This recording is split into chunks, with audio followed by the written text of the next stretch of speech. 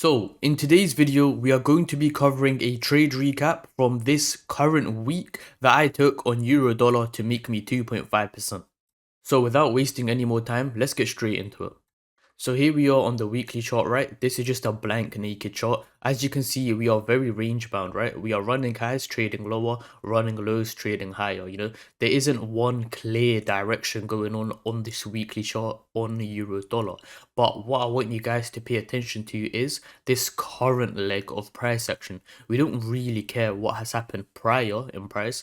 We want to focus on the current weekly candles, right? What is going to happen in the near future, not what is going to happen in, the next year or so. We only care about what's happening now, okay? That's how you're going to use the weekly time frame to frame your day trades. Okay, so once again, focusing on this current leg of price, more specifically this single candle, you can see that we have run higher and we've swept this old weekly high, right? So for the next weekly candle, we're expecting some sort of retracement, considering that we've ran buy side liquidity, right? So let's put some annotations on the chart. So here we are. You can see that previously we were respecting this up candle, this order block, price trades into it and then trades lower, creating a fair value gap. We get to retrade back into this fair value gap, and we have a large impulse lower.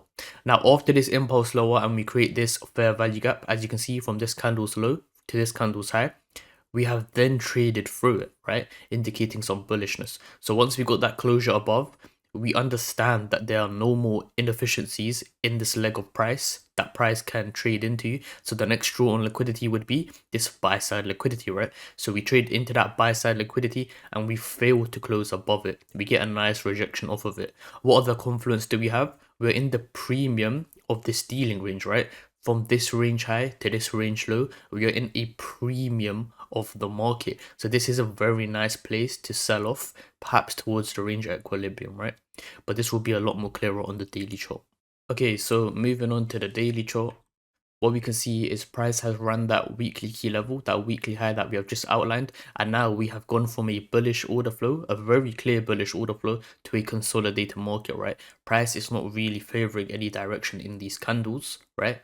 So we understand that once we have hit a higher time frame objective, price will usually stall. It is usually going to move sideways before it decides whether it wants to continue going higher, or if we should see a run higher being a manipulation and then a distribution lower. Okay, so these are key things you should pay attention to.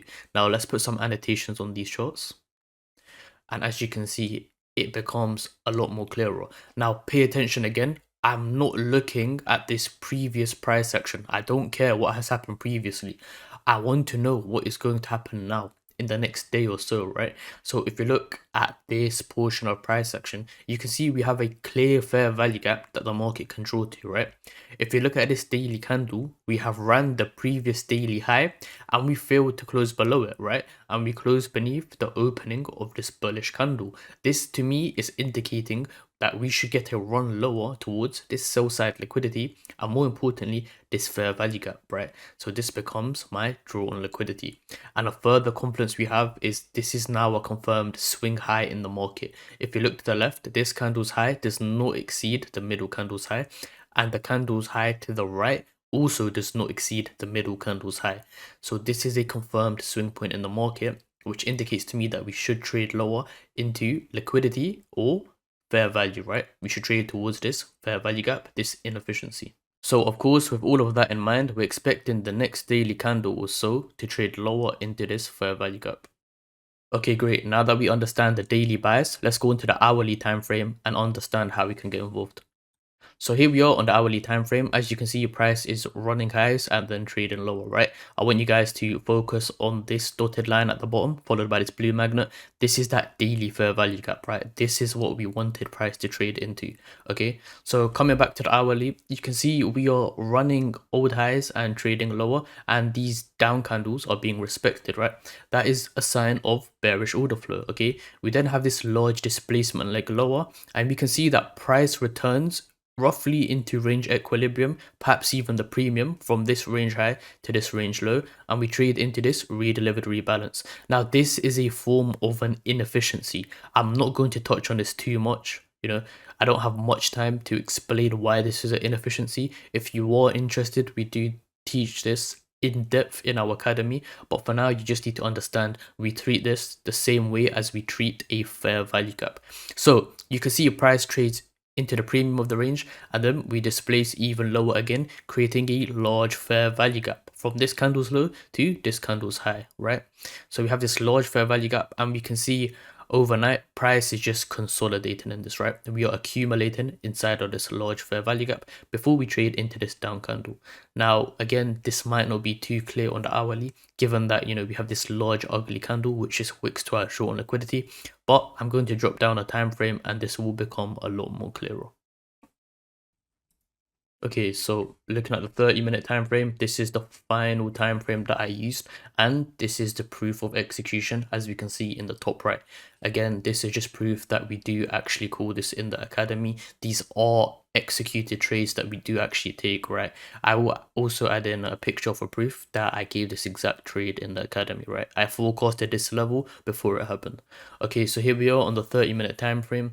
Again, what we can see is there's not much bullish pressure, right? We are barely breaking highs. These are not very convincing breaks. You can see following a break, we have a large rejection. Following a break, we get a large rejection, right? This is an indication that buyers are very weak and price is going to turn to the sell side, right? So as you can see, we run these highs and we trade lower. So this is that hourly fair value gap that I was just talking about, where we were accumulating inside of. So you can see price trades higher into this down candle, right?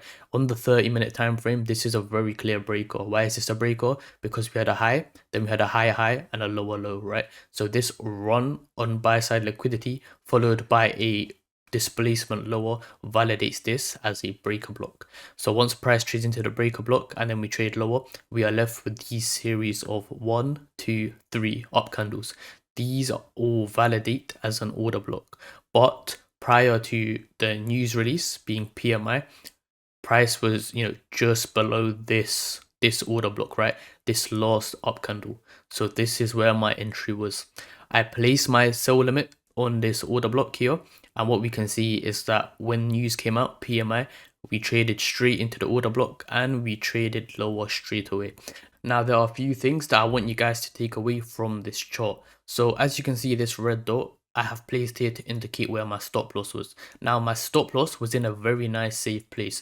Notice how I didn't place this on the 5-minute chart or the 1-minute chart. We need to be sensible when we're trading red folder, right? My stop loss was in a very clear, nice invalidation point. The reason this is an invalidation point is because it's an intermediate term high, right? As you can see, if you look to the left, we have one short-term high, and if we look to the right, we have another short-term high, right? So technically this high is very important and it should not get run. Okay, if you don't understand advanced market structure, please watch our video on it. We do touch on this in depth. So once again, we have a very nice safe stop loss, and our TP was at that daily fair value gap.